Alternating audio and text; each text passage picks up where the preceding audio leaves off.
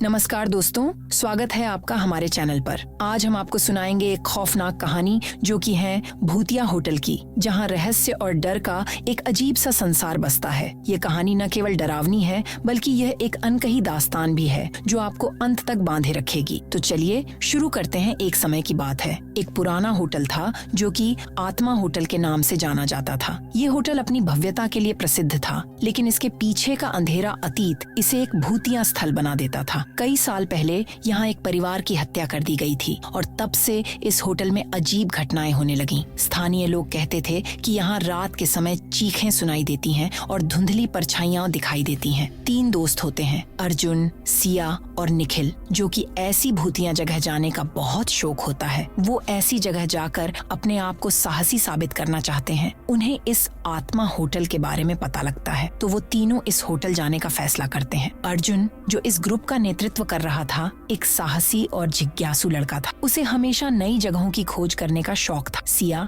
एक उत्साही और निडर लड़की, अपने दोस्तों के साथ हर जोखिम लेने के लिए तैयार रहती थी। और निखिल, जो थोड़ा संकोच में रहने वाला था, अपने दोस्तों का साथ देने के लिए हमेशा तैयार रहता था, लेकिन डर में अक्सर डूबा रहता था। जब वे होटल के बाहर पहुँचे तो उन्हें वहाँ का माहौल बहुत अजीब लगा। चारों ओर सन्नाटा था और एक अंधेरा सा साया होटल की दीवारों पर फैल रहा था। जैसे ही उन्होंने दरवाजा खोला, एक कड़क आवाज सुनाई। अंदर घुसते ही उन्हें अंधेरा और गंदगी का सामना करना पड़ा। धूल भरी फर्श और बिखरे हुए फर्नीचर ने उन्हें और भी डराया। अर्जुन, क्या तुम सब यहाँ आना चाहते थे? ये तो बहुत डरावना है। सिया, डरने की कोई बात नहीं है, हम बस एक बार अंदर जाएंगे और वापस आ जाएंगे। जैसे जैसे वे अंदर गए, उन्हें अजीब सी आवाजें सुनाई दी। हर कदम पर उनका दिल तेजी से धड़कने लगा। अचानक एक कमरे से चीखने की आवाज आई। निखिल, क्या तुमने वो आवाज सुनी? लगता है यहाँ कोई है, चलो देखते हैं, सिया ने साहसिकता से कहा। और वे सब उस कमरे की ओर बढ़ने लगे। कमरे के दरवाजे पर पहुंचकर अर्जुन ने उसे धीरे से खोला। कमरे के अंदर का दृश्य भयावह था। पुरानी दीवारों पर पीले और भूरे रंग के धब्बे लगे हुए थे और एक पुराना आईना दीवार पर लटका हुआ। जैसे ही वे कमरे में घुसे, उन्हें महसूस हुआ कि कोई चीज उनके चारों ओर घूम रही। सिया सिहरते हुए, ये क्या है? तभी अचानक आईने में एक धुंधली परछाई दिखाई। सभी की सांस थम गई। निखिल, हमें यहाँ से निकलना चाहिए, लेकिन उससे पहले कि वे भाग सकें, भूतिया आत्मा उनके सामने प्रकट हुई। वह आत्मा एक दुखी माँ की थी जो अपने खोए हुए बच्चों के लिए दर दर भटक रही थी। उसकी आंखों में आंसू और चेहरे पर बेबसी थी। भूतिया माँ, मेरे बच्चों को ढूंढो,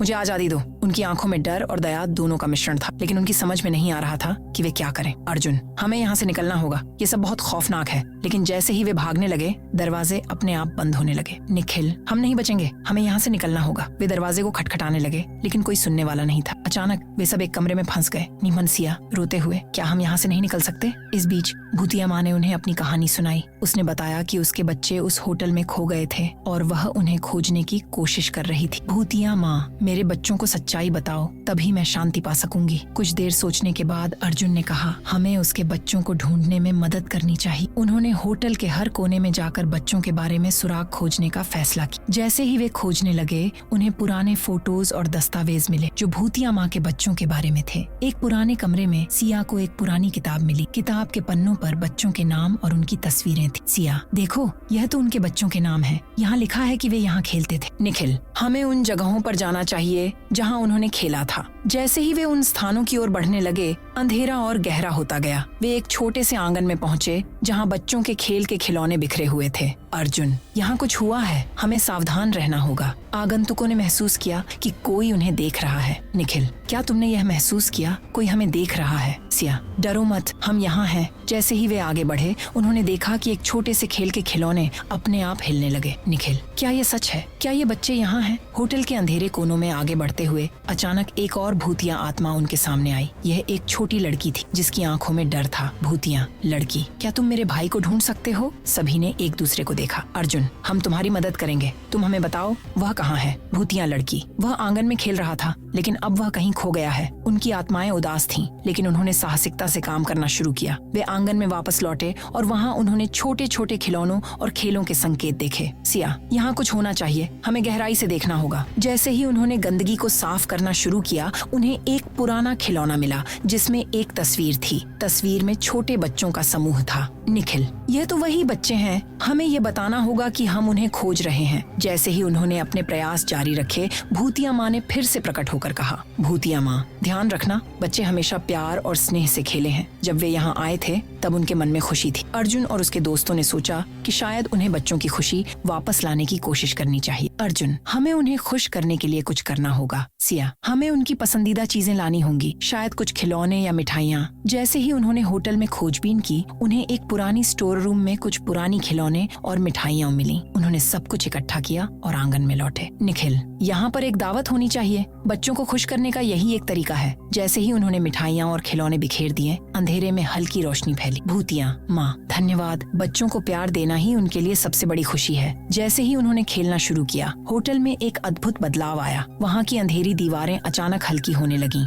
और उस पर रंग बिरंगे चित्र दिखाई देने लगे। लेकिन अचानक होटल का माहौल फिर से बदल गया। एक भयानक आंधी आई और सब कुछ हिलने लगा। सिया, क्या हो रहा है? हमें यहाँ से निकलना होगा। अर्जुन, नहीं, हम हार नहीं मान सकते। हमें इन बच्चों को उनकी माँ के पास पहुँचाना है। उन्होंने एक दूसरे का हाथ पकड़ा और भूतिया माँ और बच्चों की आत्माओं को एक जगह इकट्ठा की। भूतिया माँ, अब मैं अपने बच्चों को पहचानती हूँ। धन्यवाद, आपने मेरे दिल को फिर से जोड़ दिया है। जैसे ही उन्होंने सभी बच्चों को एक साथ खड़ा किया, होटल की दीवारों में से हल्की रोशनी निकलने लगी। निखिल, यह तो अद्भुत है। क्या ये सच है? भूतिया माँ ने उन्हें धन्यवाद दिया और अचानक सब कुछ शांत हो गया। भूतिया माँ, मैं अब जा सकती हूँ। अब मेरे बच्चे सुरक्षित हैं। जब उन्होंने होटल के दरवाजे को खोला तो उन्हें बाहर की रोशनी दिखाई दी। जैसे ही वे बाहर निकले, होटल की अंधेरी छाया धीरे धीरे मिटने लगी। वे सब होटल से बाहर निकले, लेकिन उस रात के बाद कोई भी उनका नाम नहीं जानता। होटल अब भी वहीं खड़ा है, अपने भूतिया राजों के साथ। दोस्तों, क्या आप कभी उस होटल में जाने की हिम्मत करेंगे? अगर आपको हमारी कहानी पसंद आई हो तो चैनल को सब्सक्राइब करना न भूलें। अगली बार फिर मिलेंगे एक नई खौफनाक कहानी के साथ।